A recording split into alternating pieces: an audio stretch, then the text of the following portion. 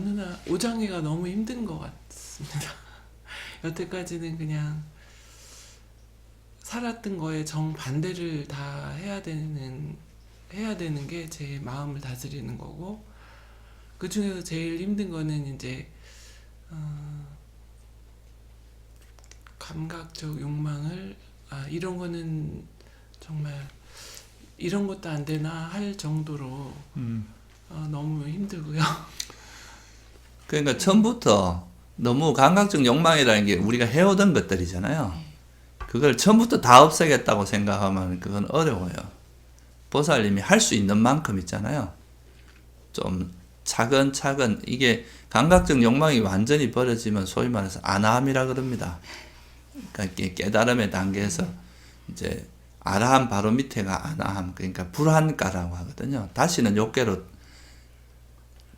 우리가 사는 이런 인간계로는 다시 돌아오지 않는 그런 존재가 된다고 하는데, 그러니까 그 감각적 욕망을 완전히 버리는 것이 생각보다 어렵다는 거죠. 그래서 그거는 좀 긴 템포로 생각을 해야 돼요. 내가 마음만 먹는다고 버려지는 게 아니라 왜 굉장히 오랜 세월 동안 습관이 돼 있던 거잖아요. 그러니까 이거를 이제 거친 거는 좀 빨리 버려질 수가 있는데 아주 뭐 일상적인 그런 것들은 사실 버려지는데 시간이 좀 걸리거든요. 그래서 그런 거는 조금 긴 템포로, 예를 들어서 우리가 뭐 세속에서 그 어떤 학자가 되고 박사학위를 따고 싶다고 해서 금방 따지는 게 아니잖아요, 그죠? 그것을 따기 위해서 필요한 조건들이 있잖아요. 그런 것처럼 이게 이제 감각적 욕망이나 성냄 이런 거는 이제 좀 거칠고 막 그런 거는 금방 좀 어느 정도 수행을 하면 버려져요. 근데 되게 이래 오랫동안 누적되어 온 그런 습관들이 있어요. 그런 거는 조금은 하루 이틀에 버려지는 건 아니다 이거예요. 그래도 적어도 열심히 노력하면 그래도 어느 정도 시간이 지나면 버려지긴 하는데, 그거를 너무 이게 안 버려진다고 화내고 이런 일은 아니라는 거죠. 또 수행 중에 굉장히 어려운 때가 있어요. 뭐냐면은 아침 새벽 수행에는 좀 그런 경험이 좀 없는데, 저녁 때 하면은 이 들뜸인 것 같아요.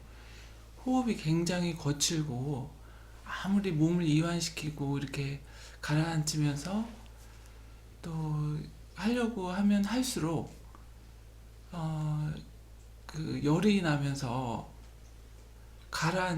마음이 가라앉지가 않고 이런 목 주변이 팽창되고 정수리가 이렇게 움직이는 게 느껴질 정도로 이런 시간이 굉장히 한 40분 정도 지속이 돼. 낮에 좀 아침부터 이래 좀 열심히 많이 하세요?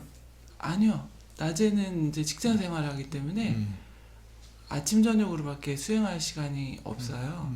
그래서 주로 이제 새벽 시간을 많이 이용하고 저녁에는 이제 시간을 내서 하는데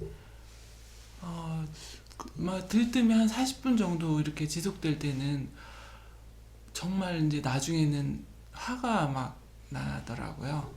그게 아마 잘은 몰라도 육체적인 것도 있을 수 있어요. 회사 직장 생활을 하다가 이렇게 피로가 쌓일 거 아니에요, 그죠? 네. 그러고 나서 이렇게 그게 좀 가라앉는 시간이 좀 필요할 수도 있거든요. 그럴 때는 자선을 하세요, 주로? 그래서 이제 저녁 때는 아침에는 새벽에는 자선을 하는데 저녁에는 경행을 하려고 예, 해요. 경향이 네. 좀 더 좋을 것 같아요. 경행을 하니까 확실히 이렇게 아침에 수행하는 그런 집중도는 높아지더라고요. 예, 그게 좋아요. 왜냐하면 낮에 그렇게 이제 직장에서 일을 하고 나면 아무래도 스트레스 받은 것도 있고 이제 알게 모르게 쌓이는 게 있거든요, 정신적으로. 그리고 또 그다가 뭐 육체적으로도 좀 피로가 쌓이고. 근데 가볍게 경행을 하면서 수행을 하면 피로도 좀 풀어지고 그런 긴장이 좀 풀어지는데 도움이 돼. 그럴 때 자선하면 잘 안 될 거예요, 아마. 그래서 지금 저녁 때 하는 거를 좀 바꿔서 경행 위주로 하는데 경행은 굉장히 많은 도움이 되는 것 같더라고요. 그러면 경행을 하세요. 그래가 이제 충분히 안정이 되면 네. 그때 가서 자선을 바꿔도 되고요. 그리고 또 하나는 뭐냐면 이제 들뜸이 일어난다고 이 들뜸을 너무 막 버리려고 너무 이제 그냥 이걸 버리기 위한 노력을 하는 거는 당연한 건데 이게 안 버려진다고 화를 내는 이건 좀 문제가 있는 거거든요. 그러니까 무슨 말이냐 하면은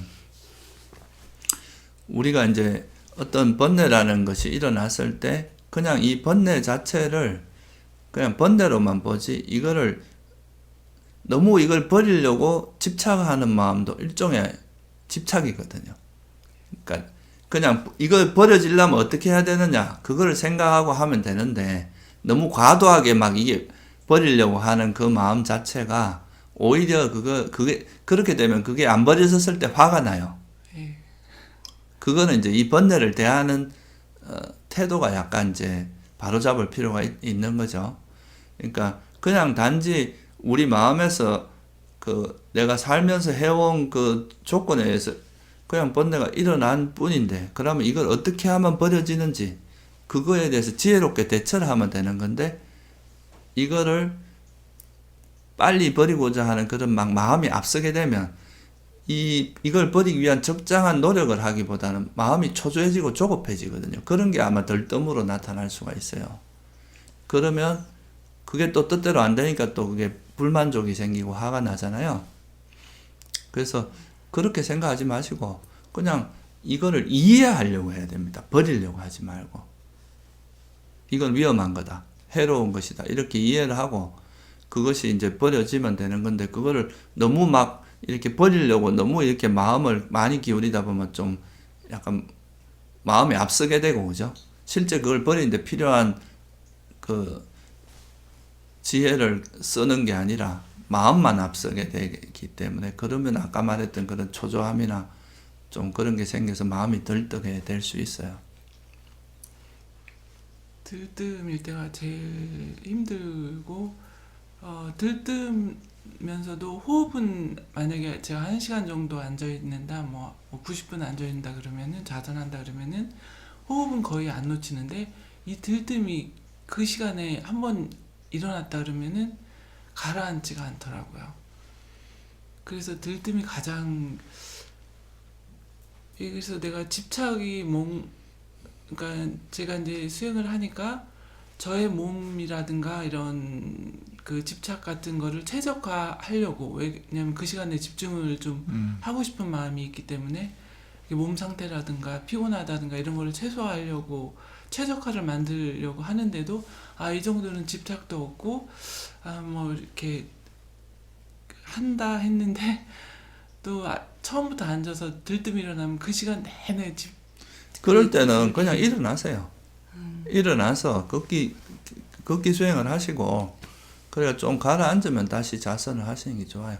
그게 아마 몸이 피곤하면은 사실 그게 몸이 이렇게 몸 때문에 그런 들뜸이 일어날 수도 있어요. 네, 제가 좀 이렇게 하루 종일 고객들하고 이렇게 만나는 그런 직업이 그러니까 그 긴장감이 그대로 와서 그것이 어느 정도 가라앉는 데까지 시간이 걸릴 수 있기 때문에 그럴 때는 앉으면 효과가 떨어질 수밖에 없어요. 그럴 때는 오히려 걷기 수행을 하거나 그런 들떠는 마음을 관찰하다 보면 이게 이제 들뜸에 보살님 이제 그 들뜸이라는 게 약간은 이제 노출이 된 상태거든요. 그거를 관찰하면서 들뜸이 있구나라고 그냥 알기만 하면 되는데 이 들뜸에 휩쓸린 상태인 거예요, 일종의. 그러니까 그냥 들뜸을 관찰하고 이게 들뜸이구나 하고 들뜸이 있으면 이럴 때 어떻게 대처해야 되냐. 계속 앉아 있어서 계속 들뜸 일어날 때는 걷기 수행을 한다거나 좀 몸을 이완시켜 준다거나 그러니까 정신적으로 이완은 됐는데도 그러면 그 보통 몸이 그런 거거든요. 네. 그런 식으로 해서 그게 적절히 대처를 하면 돼요. 그리고 일단 그런 들뜸이 일어날 때 그것이 그냥 들뜸일 뿐이라고 아셔야 되거든요. 그러니까 우리가 이제 이 조금 어려운 이야기이긴 한데 어떤 현상을 볼 때 그 현상 자체를 그냥 현상이란 우리한테 일어나는 이 모든 법들은 조건에서 일어난 거란 말이에요. 그죠? 그럼 이게 실체가 없어요. 그냥 이런 상황에서 일어난 것 뿐이에요. 이런 마음이 일어날 수 있는 조건이 됐기 때문에 그게 일어난 건데, 이건 내가 원하는 마음이 일어나면 좋아하고, 싫어하는 마음, 원치 않는 마음, 번뇌가 일어났을 땐 싫어하게 되면은 이 자체가 또 새로운 번뇌가 일어난 거거든요. 이 번뇌를 통해서 또 새로운 번뇌가 일어나게 되잖아요. 네.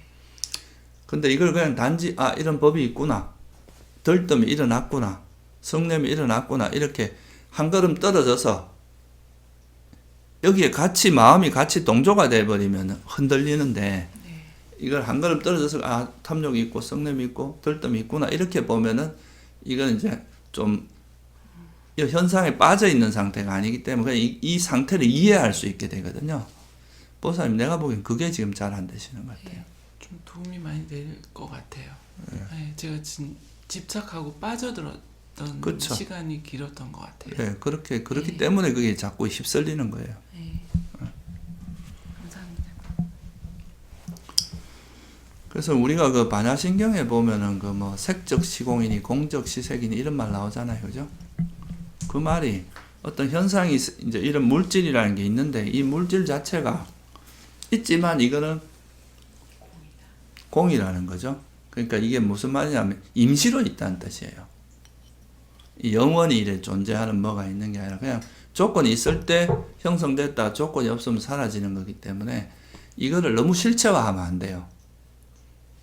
보통 우리가 이제 그 사람들이 트라우마가 생기고 이런 것도 과거에 있었던 일은 그냥 그때 상황에서 생긴 일인데, 그것이 이제 그때 너무 충격을 받고 그 상황에서 이제 그런 두려움이나 이런 게 너무 많이 일어났다 보니까 이게 고착화 돼서 마치 이게 지금도 있는 것처럼 자꾸 생각하는 거거든. 그건 그냥 그때 조건에서 일어났다 사라진 건데, 이걸 자꾸 현재로 갖고 오니까 그 문제가 계속 이어지는 거란 말이에요. 이럴 때는 이런 거를 이제 그 실체가 없다, 그냥 작용만 있을 뿐이지 실체는 없다라는 거를 이해를 하면은 이게 이제 우리가 부딪히는 세상을 바라보는 바른 견해예요. 그게 일종의 고성제의 내용이에요.